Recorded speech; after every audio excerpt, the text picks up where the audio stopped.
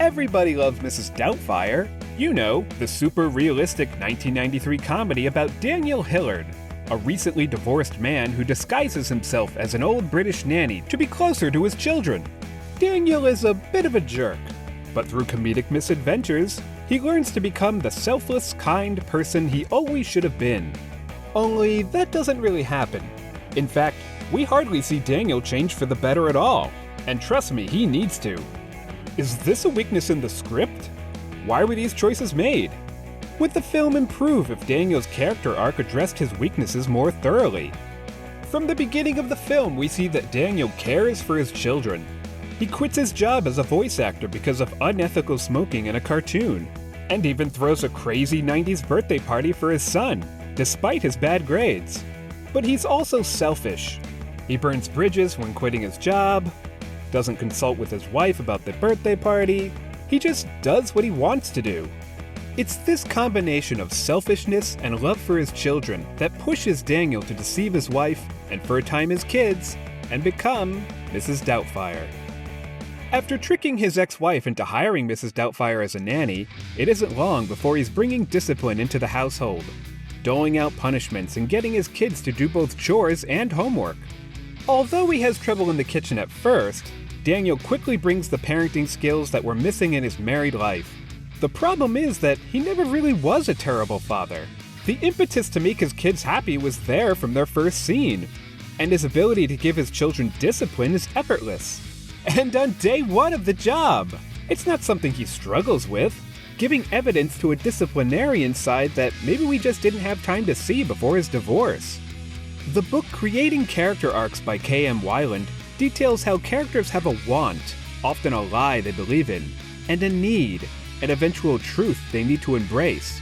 In Mrs. Doubtfire, Daniel's weaknesses lead to his divorce, and he avoids addressing those weaknesses by embracing the lie that he needs to deceive his family to be closer to them. But the film seems to think the truth he needs to embrace is to become a better father. It generates his supposed growth from his embrace of the lie by having Daniel's growth be that he gets a new job and is more tidy and strict. Daniel didn't need to become a better father so much as he needed to become a better person to the people who are not his children, especially his wife, and poor Stu, her romantic pursuer.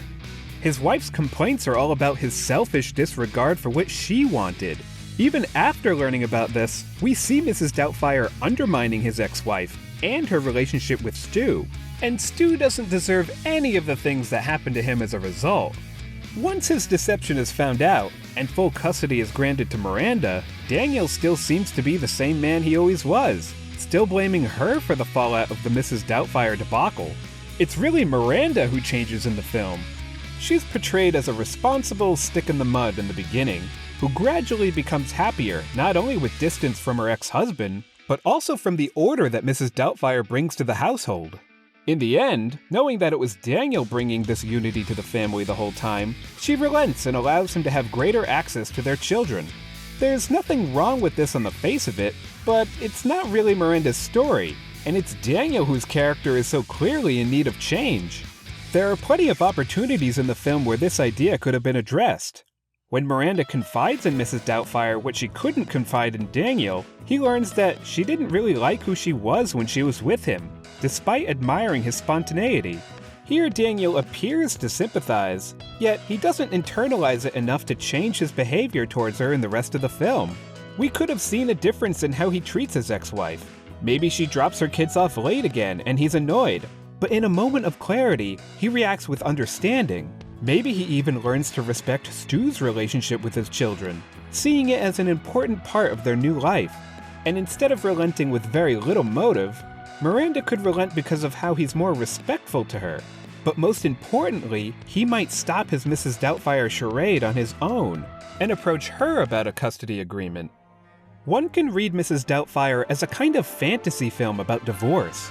He gets to deceive and undermine his ex-wife, who he resents, disobey court order, and be with his children more. Even when he's caught and punished, it's his wife who comes crawling back to give him shared custody.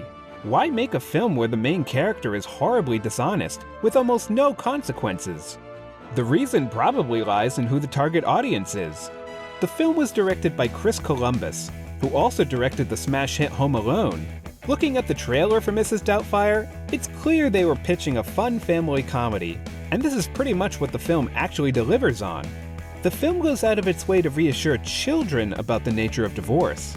It affirms that they've done nothing wrong, and families can be bonded by love despite being separated. The end monologue especially drives home this message. Daniel himself is a character that's easy for young audiences to like. He's a big kid. He doesn't want the family to separate, and he has an aversion to the serious things in life. For kids watching the film, Miranda is the antagonist. She represents all the things that children don't like. Plus, she initiates the divorce. Since the comedy is generated from Daniel and Mrs. Doubtfire, the film frames his duplicity as something to root for. If Daniel was to realize that what he's doing, though well-intentioned, is actually pretty bad, the fun would stop. Not just because Daniel would have to put away the wig and mask, but it also risks Mrs. Doubtfire becoming symbolic of who Daniel was previously when he was acting like a jerk towards people. Even after Daniel is caught, the film never really frames Mrs. Doubtfire as a metaphor for Daniel's lesser qualities and how he overcomes them, but rather as positive qualities that were there from the beginning of the film. Playing devil's advocate, you could also read the film as realistic in regards to Daniel's growth as a person. Divorce is messy. It can lead to lifelong embitterment. From this point of view, why should Daniel change? Or Miranda for that matter? Why should either of them want to gain respect for each other? There are scenes cut from the film that give credence to this reading, the most important of which occurs after Miranda realizes who Mrs. Doubtfire really is. She confronts Daniel about his actions. As the argument reaches a boiling point, each screams that the children love them more, when their eldest two children finally declare that they hate both their parents. It's a scene that narratively puts Daniel and Miranda on the same footing, and is the real reason why they come to a custody agreement. They do it for the sake of their children's happiness, with their own relationship settling on a mild respect for each other and at a comfortable distance. This dramatic scene dilutes the comedy the film was sold on, and may have been too uncomfortable for some younger audiences, but it makes the film more narratively sound. Daniel has less of a need to change into a better person, since the cutscenes exhibit character development of Daniel and Miranda as a singular parental unit. A parental unit that needs to find the right balance of dignity and appreciation for each other in order to create a more hospitable environment for their children. This is signified in the end by Miranda's invitation to come inside and Daniel's deferential thank you to her. Chris Columbus has stated that there are PG, PG-13, and R-rated cuts of the film, each containing different takes of Robin Williams' humor. Who knows what dramatic content was kept in each cut, and how that might have altered the film's message. In the theatrical cut, dramatic scenes with character growth and insight were kept to a minimum to keep the film palatable and to bring in a broad audience. Despite its flaws, Mrs. Doubtfire was a massive hit in 1993, second only to Jurassic Park, and it's still a beloved film today. The film rides on the back of Robin Williams, whose performance is so good, the audiences largely ignored his character's selfish nature.